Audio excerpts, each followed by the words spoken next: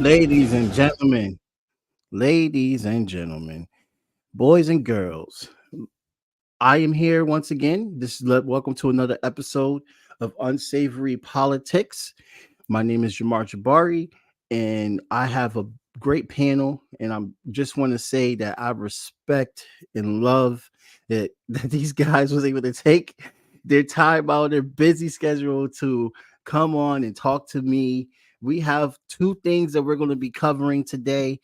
That is very, very important. Of course, we're going to be talking about Palestine, and then we're also, which I think will be the first topic to talk about, is how Jill Stein is has just announced her campaign, and right off the back, you can check out her a campaign announcement all over social media.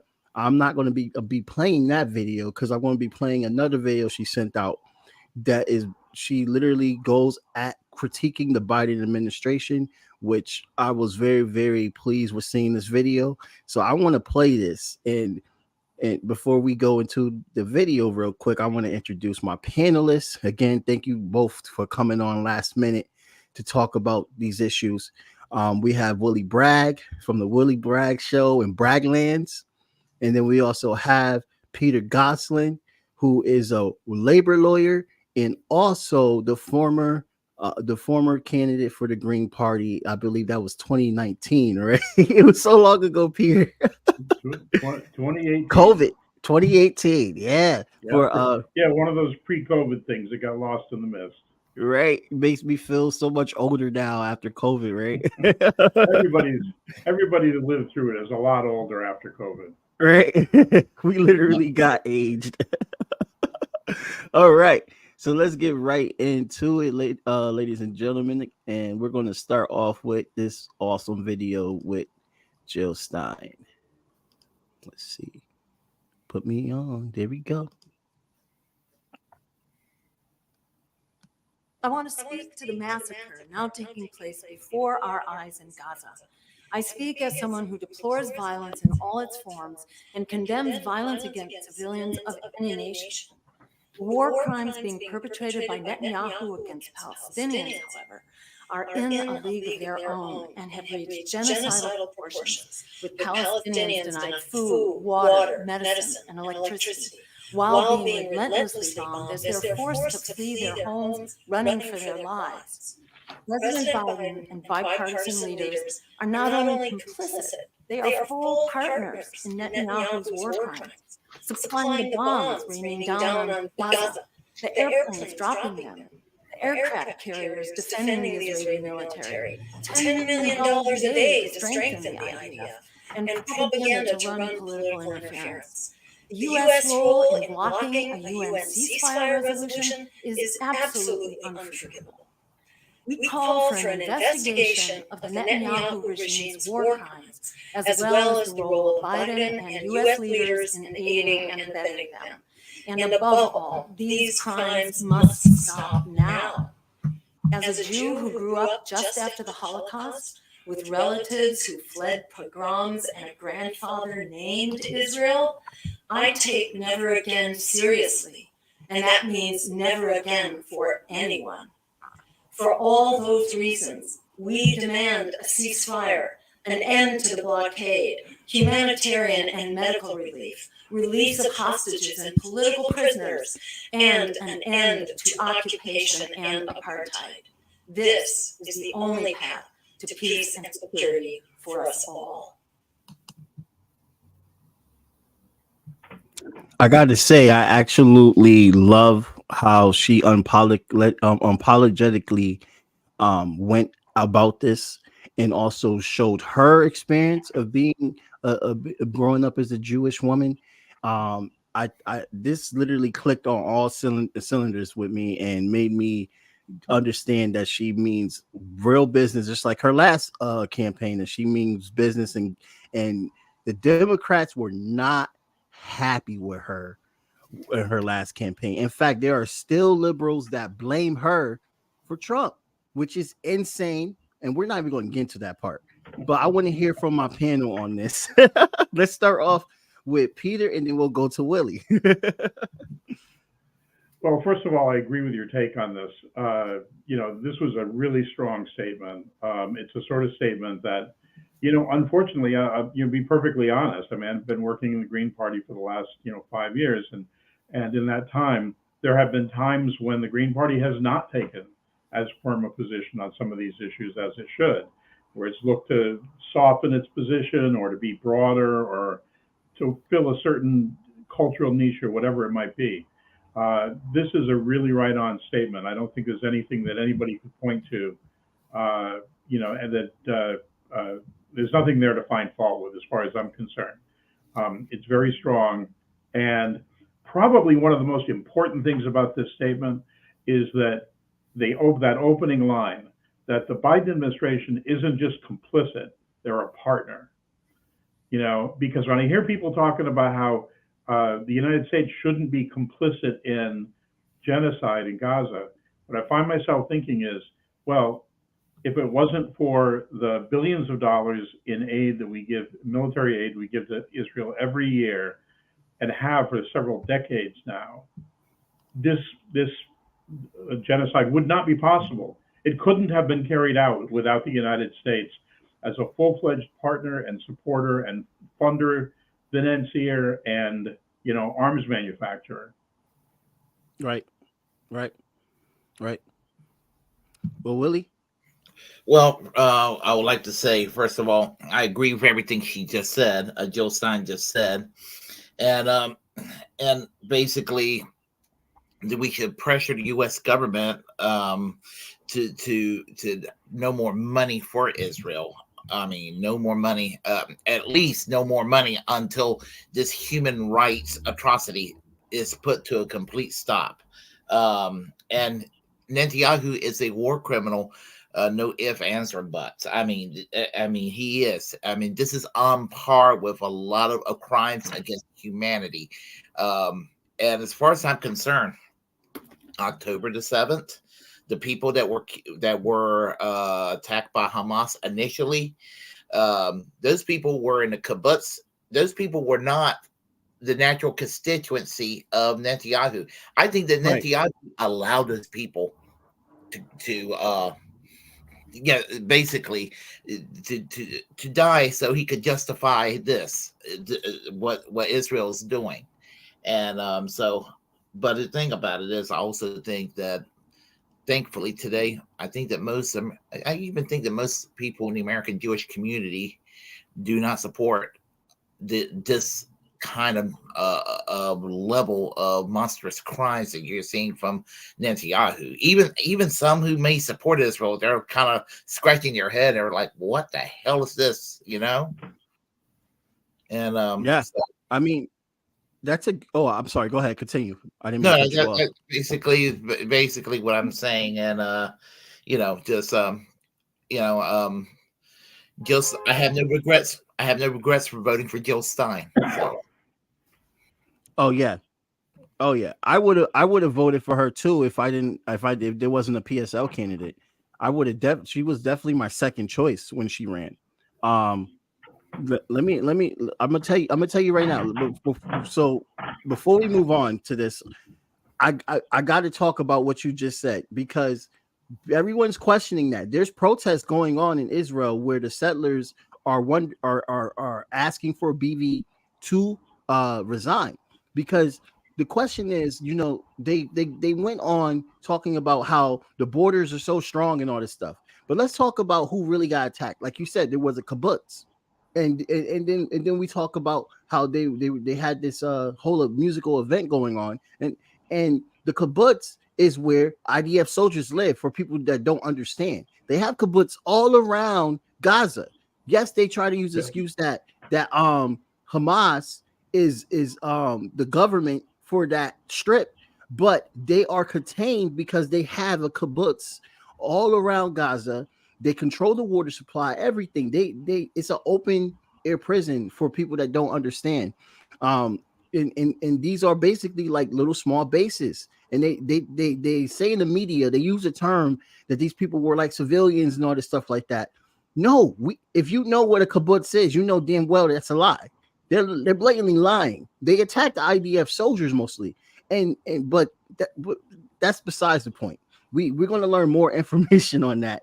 But I think what's really really important is to get people to understand that what's happening right now is literally what we would have witnessed if social media was around during the 1700s, the 1500s, when the Spanish conquistadors came here, the First Nations, what they went through, what the Aboriginal people has went through, what every indigenous struggle around the world, what they have went through. We are witnessing this right now in full color on our phones, on our freaking phones, which, by the way, comes from, where the Congo, free the Congo as well, too, because it's, it's just getting really ridiculous that they're trying to spin this notion knowing that they can't win no more. This is the fall of Israel, in my opinion. What do you guys think? Yeah, I mean, I will not go so far right now as to talk about the fall of Israel, although I don't think that's necessarily out of the question. I think this is a seismic shift in not just with respect to Israel, but with respect to the whole Middle East, potentially with respect to the whole world, because when you look at how the Western countries, the United States and Western Europe, are lining up behind Israel on this, and we see this with Biden. I mean, we use him as like the perfect example, right? Right. What he's doing isn't politically smart for him. It's not helping him. It's hurting him in really, really serious ways. So then why is he doing it? Well, because the project of imperialism is bigger than any politician. It's bigger than any political party. It's bigger than any government. It's bigger than any nation state. The imperialist project is this, global empire, and the people who run it are not Joe Biden and the prime ministers of various European powers, the NATO countries. They are the administrators. They're like the executors on behalf of the ruling class. The ruling class has decided this will be catastrophic for us. This will be catastrophic if Israel is allowed to fall, or if it actually reaches the point where it has to seriously negotiate with Palestinians about the idea of a genuine Palestinian state, a democratic secular state that encompasses the entirety of the pre-1967 borders. If that ever happens, that will be such an enormous reversal, and it will so empower people engaged in resistance to imperialism all over the world. Right. It will be an enormous blow. It'll be like on the level of, and I'm sorry because neither of you guys are old enough to remember this, but I am. And at the end of the Vietnam War, imperialism was like, we got our asses kicked and we know it. And there was a short period of time in which there was sort of this desperate, like, well, what do we do now? Like, what do we do now? How do we prevent this from turning into revolutions all over the world? Right. And ultimately, that's when they brought in the whole neoliberal project with Reagan almost immediately after that, just like 4 years later. So this is the same sort of event. This is an event that's so enormous that no politician can get in the way of it. And it's really important for people to think about that when they're engaged in political opposition, because this isn't like, hey, you know what, I'm going to write a letter to my congressman, and if enough people write letters, the congressman's going to say, oh yeah, no, I guess I see what you mean. We can't do this anymore. Right. It doesn't work that way now. People are going to have to stop the machine. They're going to have to throw themselves on the cogs of the machine, because that's the only way this will change. Yeah, and and speaking of the people standing up, 1 second, guys. My cat is I don't want to pay for my cat hurting himself right now. 1 second.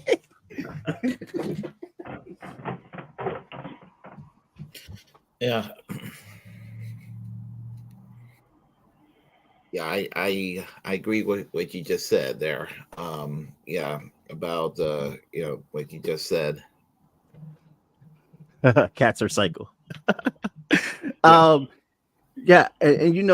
Wait, Willie, do you have anything to say before I go into this video? Because this was a good segue of what Peter Goselin just said. So I Yeah, I didn't want to cut think you that off, my this guy. is probably in the history and its 75 years of Israel's existence, this was probably the biggest public relations disaster they ever had, and Oh, it's I going to, agree.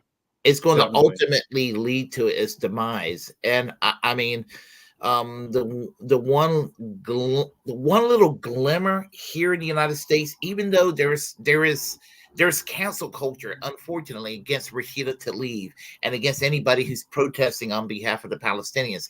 But there's a lot of people who are kind of opening their eyes, and they're seeing that Israel is not always this benevolent little oasis in the Middle East that people have been taught to believe all along, you know. Right, And the media used to spoon feed this shit to us all the time. I mean, right, I used to believe this years ago, and you know, when you get alternative information, you get real information, and you see what's going on. The two-tier system, the depriving of infrastructures, and really the gross racism of this.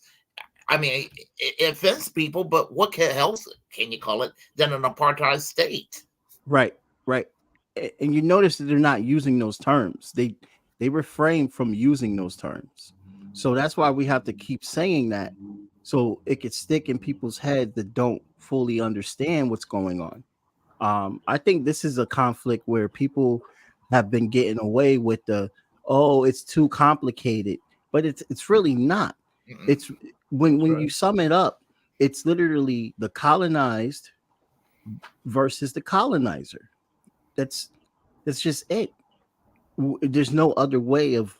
For instance, I always think of, remember when the Germans marched into Poland, and then the Ukrainians also helped out as well too, with the slaughter. I'm bringing this up because the Ukraine war is now at a stalemate, and they're talking about peace talks all over again. So this is a good time to bring it up.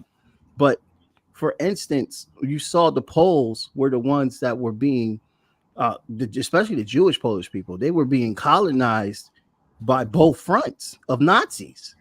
They were being controlled by both fronts of Nazis, and and you know they come, and we don't, and I don't want Zionists.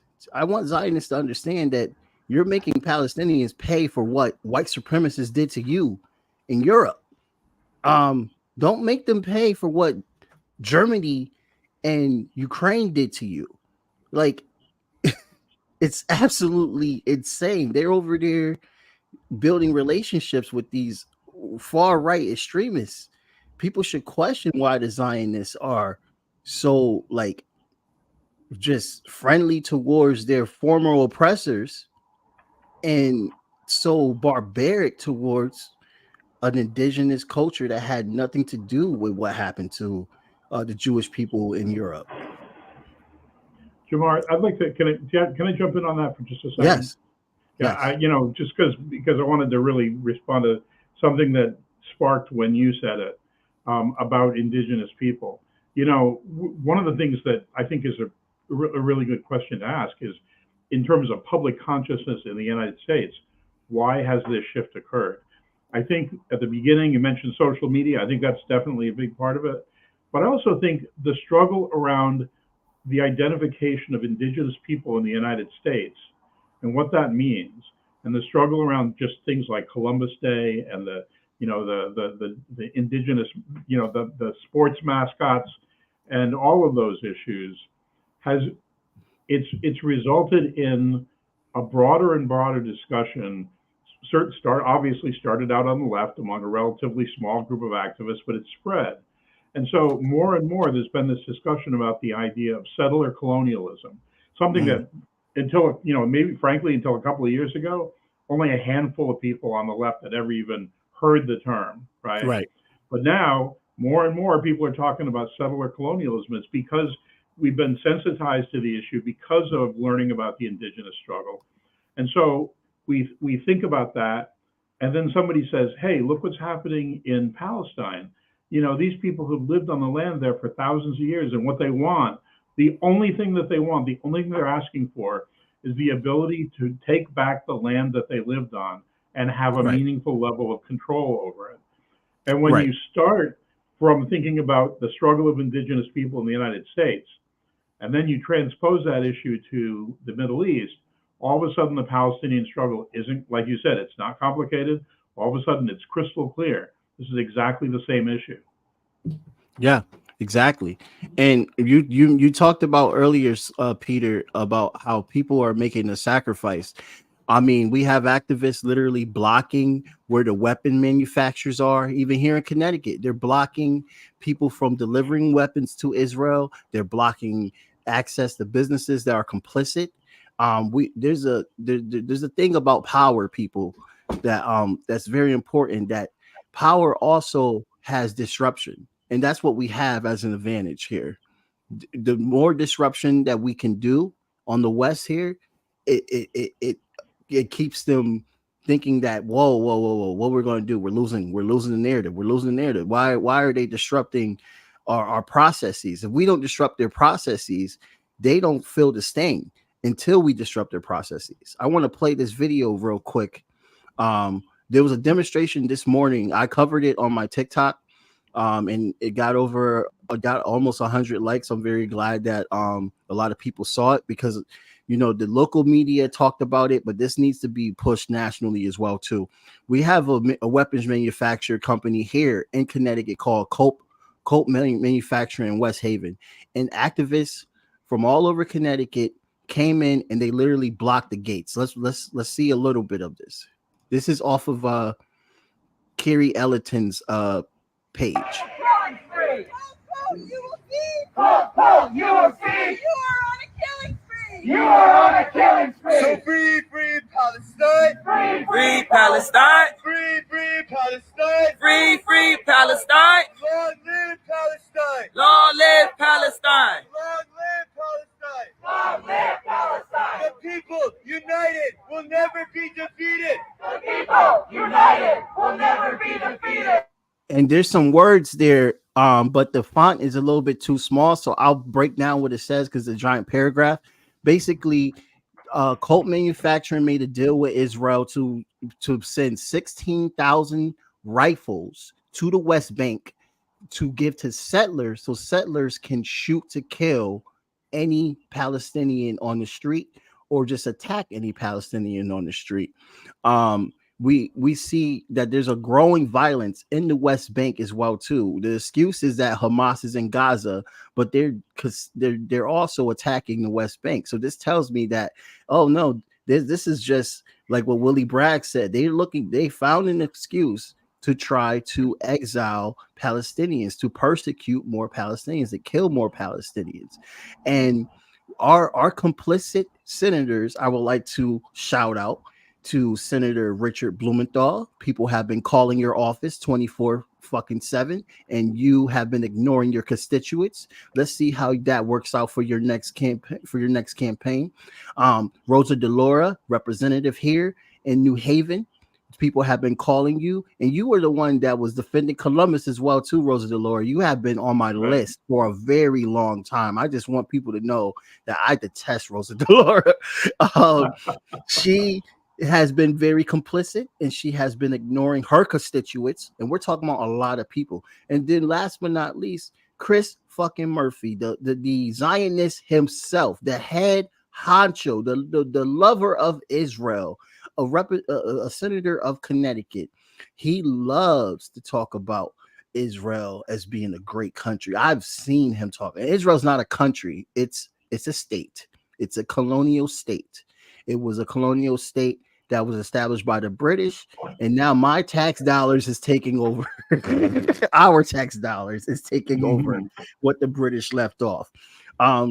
So, and then you also see, there was also something else I was going to bring up as well too. Whenever I come back to it, but you guys, have you seen any? Is there any other actions that you guys have seen in all over the world?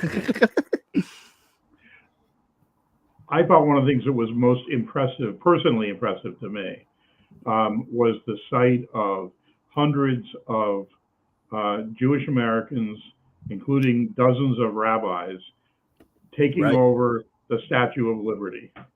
Right. You know, that was right on. And it's kind of interesting because it's an important symbol during the early 1970s when the American Indian Movement started up as an organization. The American Indian Movement, that was one of their targets, was the Statue of Liberty. As you know, it's a symbol of the United States in both the best sense and in the worst sense too. And I thought it was a really powerful message to have the focus of their demonstration and the identification of their demonstration being that they were Jewish Americans who were protesting Israel's actions and defending the people of Palestine. Yeah. Oh, I want to just back it up for a second. Yeah. You were talking about the senator from Connecticut, Chuck Murphy, I believe you said his name. Chris Murphy. The asshole from Connecticut. Well, I was just reminded of a Saturday Night Live sketch about a decade ago when, in real life, Senator Chuck Hagel was supposed to be appointed. I don't know if he ended up being Secretary of Defense. I think he was like a moderate Republican senator from Nebraska that Barack Obama appointed. And yeah, I mean, just like any other senator, he's your typical supporter of Israel, but he says something that didn't quite jive with the. It was kind of like he's like 95% instead of 100% with Israel on something, and so there was a senatorial hearing on it. It was big time controversial. Saturday Night Live did a sketch on it, and it was funny, because they had Lindsey Graham and John McCain and all these motherfuckers. The neocons. Oh my God. Yes. I mean, everybody just sitting there, just absolutely just doing public relations rim job for the state of Israel. It was funny watching that. I mean, you need to watch it. It's great because they, in their own way, they were kind of acknowledging, this is ridiculous. Yeah. I mean, I agree with that. Look at our government. They had issues finding a Speaker of the House, but as soon as Israel starts getting on the genocidal tude, they automatically find a Speaker of the House and they're able to freaking pass a package for Israel. And it's so hilarious because these are the same people that were like, "Oh, America first. We have to worry about our own things. We have to figure things out." Blah blah blah. You know how the Republicans go, and then all of a sudden they just go right into genocide mode with Biden and all the other Democrats that support them. They even censored the only Palestinian representative in Congress, Rashida Tlaib, while all of their other politicians were calling for the genocide of children and Palestinian families and Palestinian doctors, Palestinian Christians, Palestinian Jews, Palestinian Muslims, all the just Palestine, just calling for the pure annihilation of these innocent people. But they want to silence the only Palestinian. All she said was, "From the river to the sea, Palestine will be free." So that skit that you talk about, SNL, that is literally them right now, and Exactly. It's ridiculous. Not only that, I mean, Rashida Tlaib, I mean, what do you expect her to be pro-Israel? She's been banned from visiting her family in Israel, But Yeah. Marjorie Taylor Greene, I don't want to get into red versus blue, but Marjorie Taylor Greene can talk about Jewish satellites from outer space shooting space lasers into the California wildfires causing fires. That's okay. Nothing to see here. Oh, I think the even easier one, frankly, because it should be completely nonpartisan, you would think. But George Santos, a pathological liar, right? Somebody who is a fraudster and a liar, and everybody knows it. Nobody even contests the fact. And they couldn't censure him, but they were able to censure Sister Tlaib because, first of all, she's not white, right? And Santos is, whether anybody wants to admit it or not. Right. But Hispanic white. she's not white, and she defended people who are not white, And, in the United States Congress today, that's going to get you into a heck of a lot of trouble, no matter who you are. But Yeah. she absolutely had a target on her back from the word go. And it was a given that any issue that had to do with the Middle East, but especially an issue having to do with Israel and Palestine, they would come after her. Yep. Yep. And this is exactly what they did. And 22 Democrats signed on or voted on to censure her. 22. Yep. So we need to make sure that we have those names and remember who they are, because come ballot box time, I swear to liberals, y'all need, I'm talking to the liberals here. I need you to pay attention. Don't give me that Trump scared tactic. Nobody supports Trump on this panel, but don't give me that, lesser two evils nonsense. You see exactly what the Democrats are capable of doing. You see it. It's just it's clear as day. The thing that's really They're problematic for the Democrats, though, and it's going to be really problematic for a lot of people who right now they're on the bandwagon, they're out there, participating in demonstrations, so they want to be seen as being on the right side. They're the same people who put the Black Lives Matter signs on their lawns, in their white suburbs. Right. Those folks got a problem next year, because at the federal level, at the level of the House of Representatives, the Senate, and the presidency, we know who the people are who are friends of Palestine, because we can count them on one hand. Right. The rest of them have either openly and outspokenly supported the genocide, or at the very best have passively allowed it to go on. Yep. And I think our position, and I think this should be an election in which it's actually pretty easy to say to people, you want to know who to vote for? You vote for somebody who didn't vote for genocide. Vote for somebody who didn't stand up for genocide. That's not a very high threshold, okay? Right. Generally speaking, whether or not somebody has openly supported genocide isn't something that you really have to meditate on to decide whether or not they're worth your vote, right? Very, very, very much. It's Biden. That's simple. Go ahead, Willie.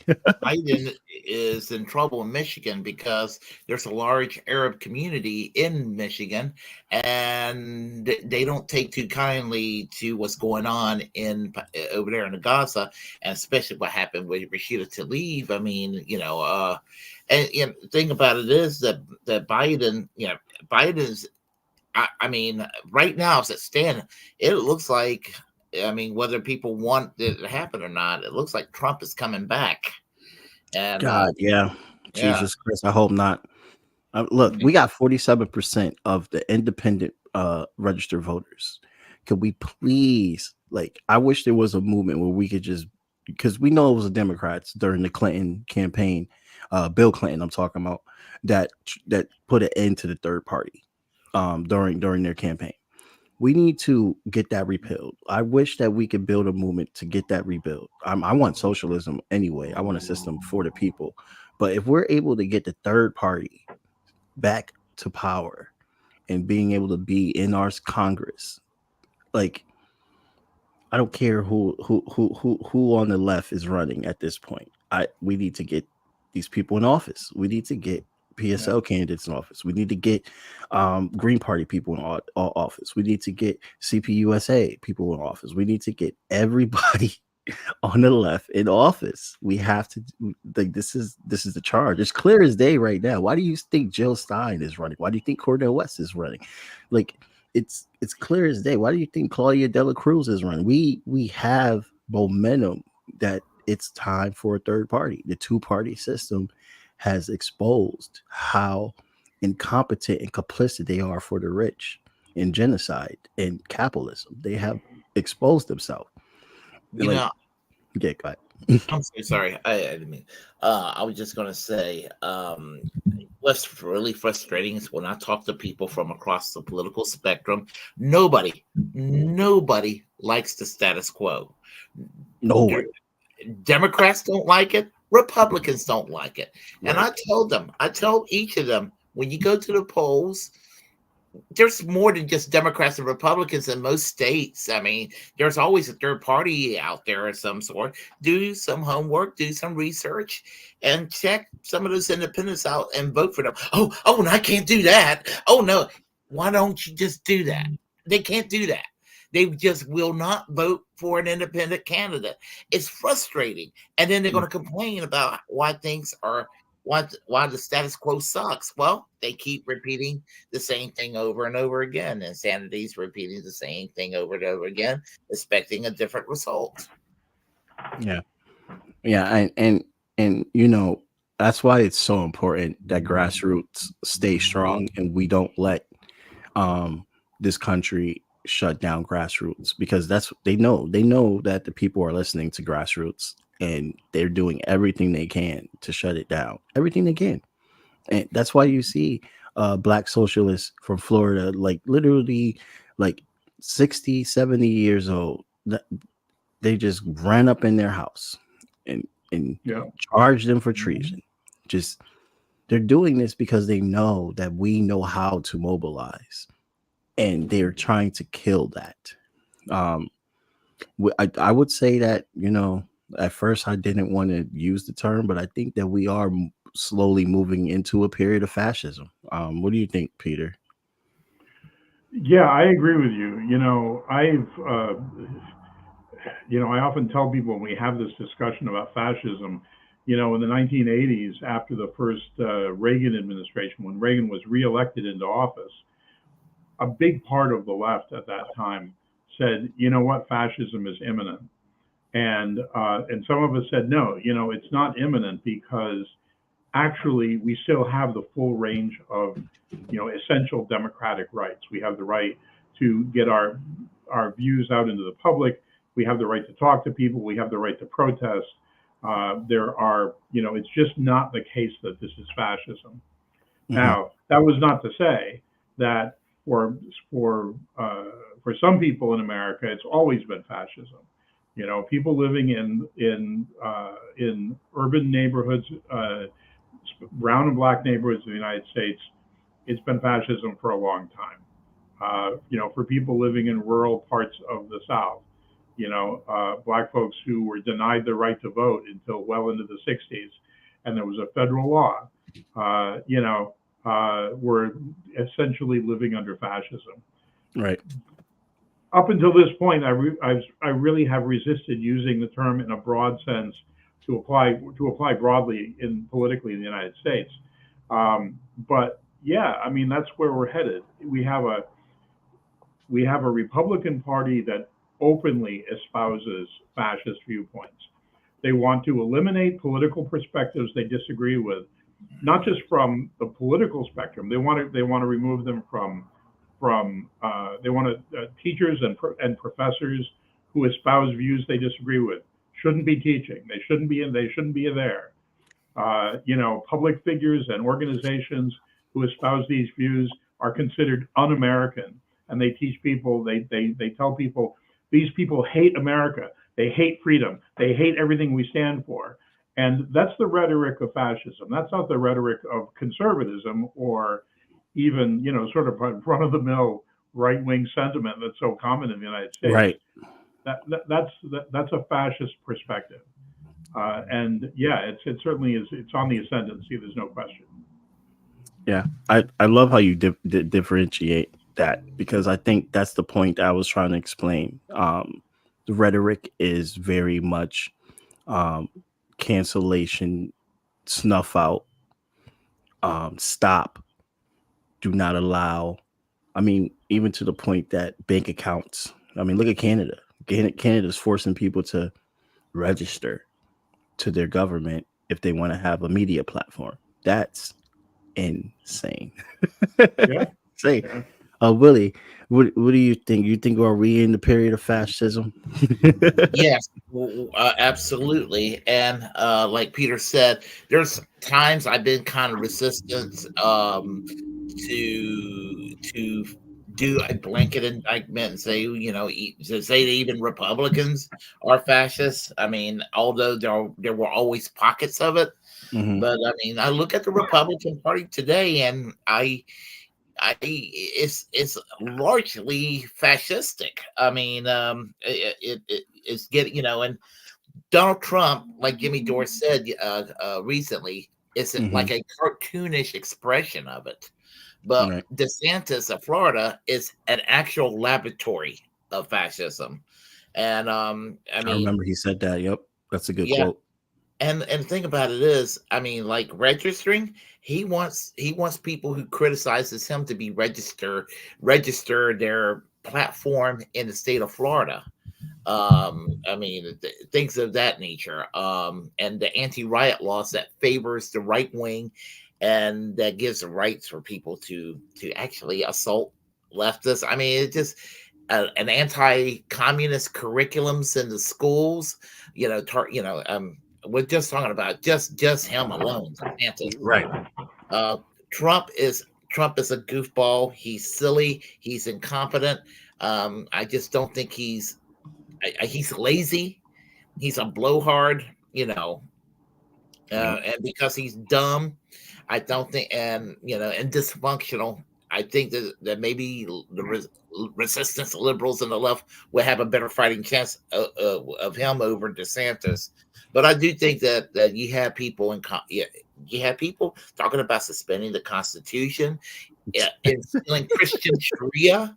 Yeah, I mean, they want to do this sort of thing, Right. and Right. now they favor censorship. They accuse the left of being against free speech, even and then they're trying to talk about wanting to punish people for supporting Palestine on college campuses. Yep. And that's the other part. Like, what I'm noticing that's different from this, as soon as Israel started acting the way that they are acting, you have noticed a lot of people lose their jobs, especially in the academic world, and especially attacks on college students. I've I really can't. I'm only 31 years old, and we have seen a lot of conflicts in my short 31 years. Um, and I have never seen, even with the Russophobia, such a response like this. I've never seen such a response like this, where people are actively being fired, losing their careers. Um, Colleges being criticized very harshly too. Um, it's totally different to me, and it scares the shit out of me. I'm not gonna lie, because if this is the way it's going, how far can these things escalate? What could be next? Or, I mean, Marco Rubio already has a proposed crackdown on people that they want to deem is supporting the Communist Party of China in America, or who is supporting Russia. That bill, I don't know if it has been passed yet, but he definitely has that on the market. So it's like, what the hell are we about to see here? And I think of Lenin, and this is a good part to close, and I would love everyone's reaction to this. Again, I think of Lenin when he said, one of my favorite quotes: fascism is capitalism in decay. And I think that's exactly what we're starting to see right now. We're starting to see capitalism in decay. And that means it's going to get a lot more worse. I mean, you hear people opting out their 401ks just so they can survive. The credit debt has through the roof. People are literally taking out credit cards just to make ends meet. It's chaos. Or the inflation. I mean, me and my girlfriend, we spend hundreds of dollars just for food when it used to be like 120. Like, it's it's getting rough in every aspect of life, every aspect. And they still want to call this country the greatest. Rome said that, by the way. Where's Rome now? Just to let people just I just want to add that. Final thoughts, guys. Let's start with Willy, and then we'll go to Peter. Well, I say that we need to remain diligent and steadfast, and there is hope in terms of the sympathy that people of Palestine are having, even in the West. I mean, that right now there's more support for Palestinians in the United States than there's been in the 75 years of history of Israel. And the one outcome that's going to be the best outcome for everybody is a democratic secular successor to the state of Israel, one that allows both the Palestinians and Jewish people to live peacefully with a constitution in their country that allows equality for both people. It's neither Palestinian nor Jewish, but accommodates both people. Mm. That's interesting. Yeah. But it cannot be, I mean, Israel cannot continue to exist as it currently exists right now, because I mean, Yeah. This is a crime, and honestly, I do think that Benjamin Netanyahu needs to be arrested, and Mhm. he needs to go to the Hague for crimes against humanity, not just for what's going on in Gaza, but also being complicit for his partnership with George W. Bush and Tony Blair, urging them to go into Iraq in 2002 when he was the foreign minister in the Sharon government. Oh, I forgot about that. I read about that. I was a kid when he said that, but I remember studying about that. Um, I lost my train of thought. There was something I was going to say, but go ahead, Peter. Last words. Okay, let's see. I have to come up with last words that are different from what has been said so far. So let me give this a shot. Thinking about fascism being capitalism and decay. One of the things that I think that people in the United States, especially activists, especially people who are worried about what's happening, need to do is to shift their gaze away from the United States, stop gazing in our navels, so to speak, right? And look at the rest of the world, because there's an enormous amount of hope in the rest of the world. Yes, there is. When you look at, you and I have talked about this before, when we look at what's going on with BRICS, this alliance, this international alliance of nations with very different histories and cultures and ideologies and political systems, who are saying, hey, you know what? All we want is a context in which we can engage in trade with each other and develop without having to rely on U.S. imperialism. And that's the one thing that U.S. imperialism cannot allow to happen. Right. So in other parts of the world, there are things going on that show that there's room for an enormous amount of hope for the future. And we can't be too dismayed by the fact that this is a collapsing society, that this is a failing society, because the failure of the United States is a precondition for the liberation of the rest of the world. That's a great way to end things, especially giving hope. You know what I mean? Because that's exactly what the candidate that we need to run, to give the people hope, because there's too much despair now. So yeah, that definitely is a great way to end things. Thank you so much for that, Peter. Well, for people that were watching, thank you so much for tuning in. And for the future audience that will be listening to this on Spotify and wherever you get your platform, or wherever you get your podcast, also thank you so much for listening in. Have a good day, evening, or night, whatever time zone that you will be listening to this is. My name is Jamar Jabari. Thank you for listening. This is, please like, share, and follow. And Willy Bragg, check out the Willy Bragg show, and also check out Braglands. And where could they find you? You're a labor lawyer, so you're just going to be helping the working class 24/7. It seems like 24/7 sometimes, but they can also check out my blog on WordPress. Awesome. Which is "Tell No Lies, Claim No Easy Victories." It's a quote from Amilcar Cabral, and that's the goal: tell no lies, claim no easy victories. Can you send me that link? I'll put it in the description below. Sure, I will. Thanks. Awesome. Awesome. Well, thank you, gentlemen, for coming on. And for everybody, I want you to have a very nice day and get some rest. I know it's been crazy, but get some rest. Thank you all. Have a good day.